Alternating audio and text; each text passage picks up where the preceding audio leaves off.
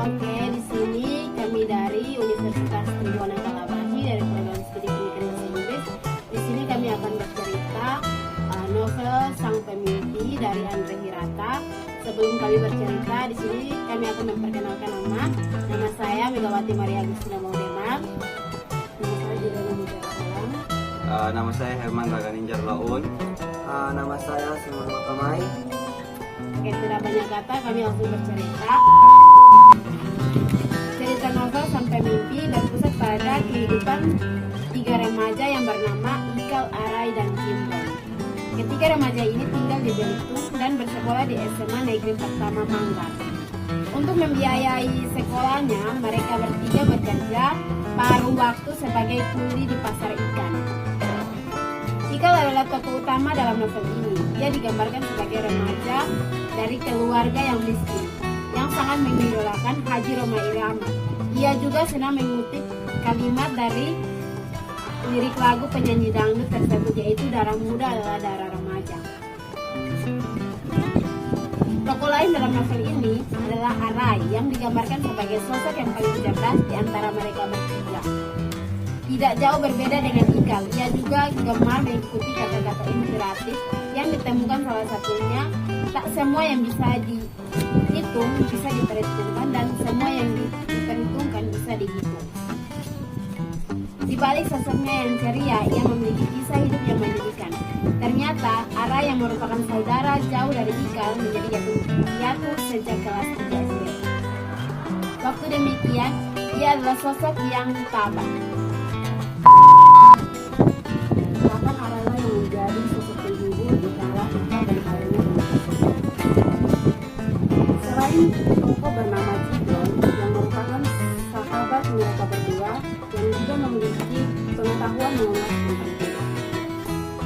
Dia sendiri juga merupakan seorang yatim piatu yang mendapatkan bimbingan dari pastor Katolik.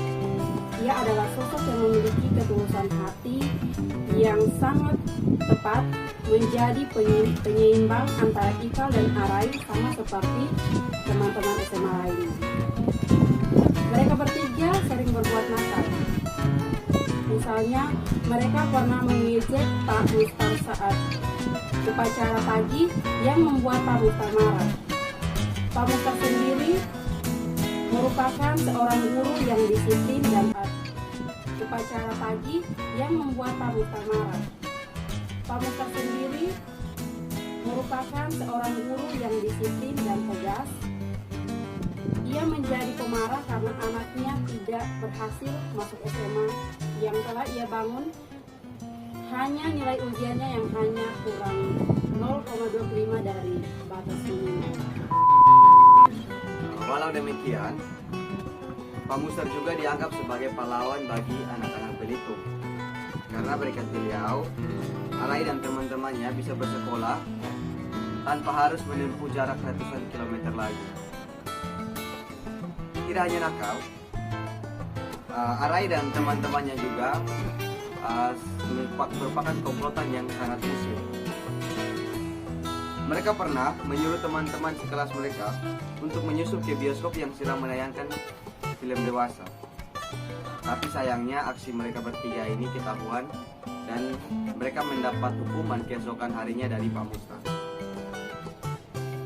Ketika mereka telah lulus SMA, Ikal dan Arai memutuskan untuk kuliah di Jakarta, sedangkan Jimron memutuskan untuk tetap tinggal di Belitung. Perpisahan dari mereka bertiga ini pun tak dapat dielakkan lagi. Sebelumnya, Jimron telah memberi salam perpisahan kepada Ikal dan Arai berupa celengan berbentuk kuda. Harapannya, dengan hadiah ini, mereka berdua bisa menabung untuk berkuliah di Eropa seperti yang mereka impikan. Sayangnya, dia menjalani hidup di ibu kota. Tak selalu semulus yang dia bayangkan. Ikal pun harus bertahan hidup dan bekerja sebagai pegawai pos. Sedangkan Arai memutuskan untuk pergi ke Kalimantan untuk kuliah dan bekerja. Beberapa tahun telah berlalu, Ikal pun berhasil membiayai kuliahnya dan meraih gelar sarjana ekonomi dari Universitas Indonesia. Dia telah menjadi orang yang sukses Di sisi lain, Arai juga berhasil meraih gelar cum laude dari Universitas Mula Warman jurusan Biologi di Kalimantan.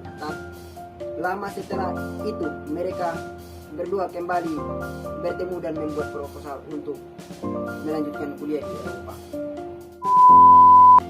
Semoga novel yang kami ceritakan ini dapat menjadi motivasi bagi teman-teman untuk tetap berusaha dan tetap berjuang.